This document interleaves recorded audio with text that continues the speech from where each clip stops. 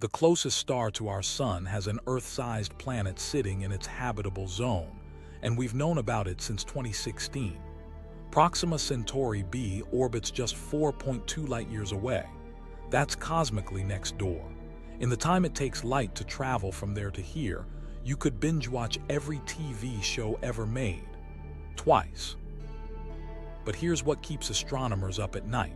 This planet might be a water world teeming with life, or it might be a radiation-blasted hellscape with no atmosphere at all.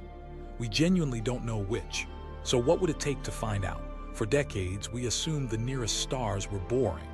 Proxima Centauri is a red dwarf, dim, small, about an eighth the mass of our Sun. These stars were considered cosmic afterthoughts.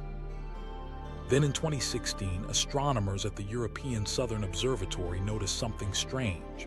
Proxima Centauri was wobbling, very slightly, back and forth, every 11.2 days. Imagine watching a distant lighthouse from miles away. Now imagine detecting that lighthouse swaying by the width of a human hair. That's essentially what they did.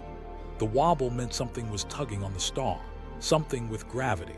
They calculated the mass, at least 1.17 times Earth. They calculated the orbit, right in the habitable zone where liquid water could exist.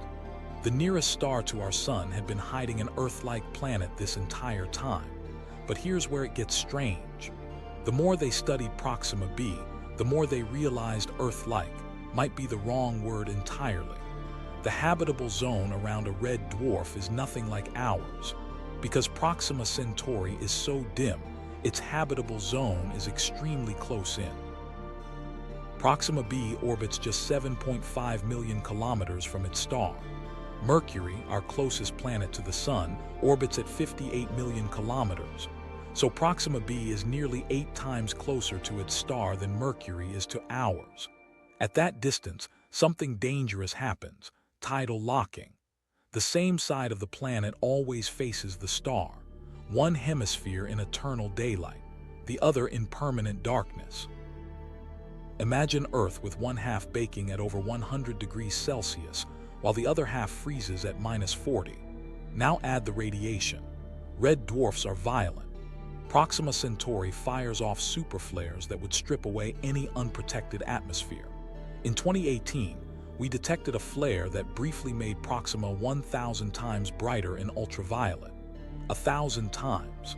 If you were standing on Proxima b during that flare, you'd receive more radiation in minutes than Earth gets in a year.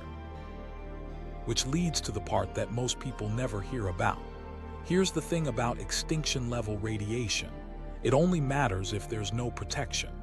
Earth survives solar flares because we have a magnetic field and a thick atmosphere. Proxima b might have both.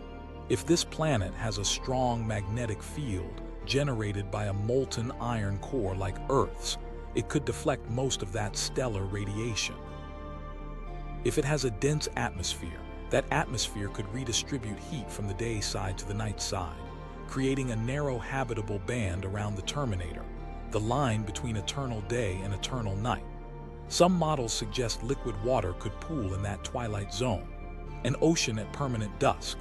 Other models suggest Proxima b started with so much water it became a global ocean world, hundreds of kilometers deep, no continents, no volcanic recycling of nutrients.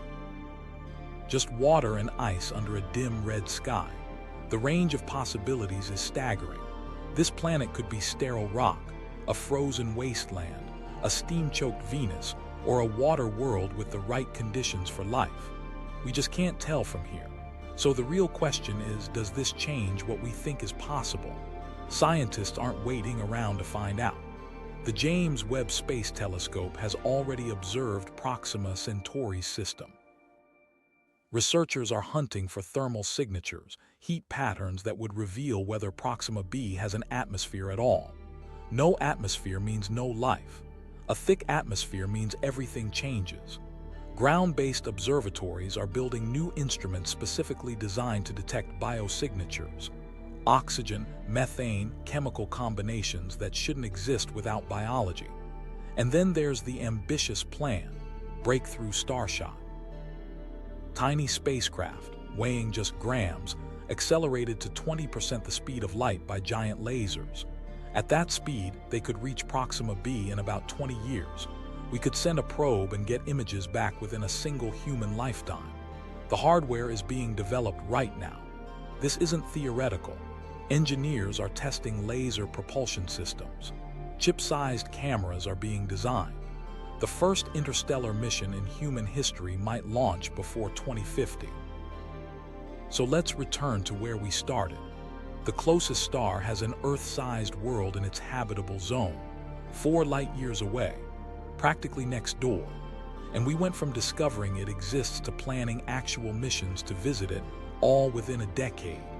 The universe just handed us the nearest possible target for finding life beyond Earth, and it's close enough that we might actually get an answer. Here's my question for you. If Proxima b does have an atmosphere and liquid water, do you think it's more likely to be completely lifeless or teeming with microbial life? Tell me your bet in the comments.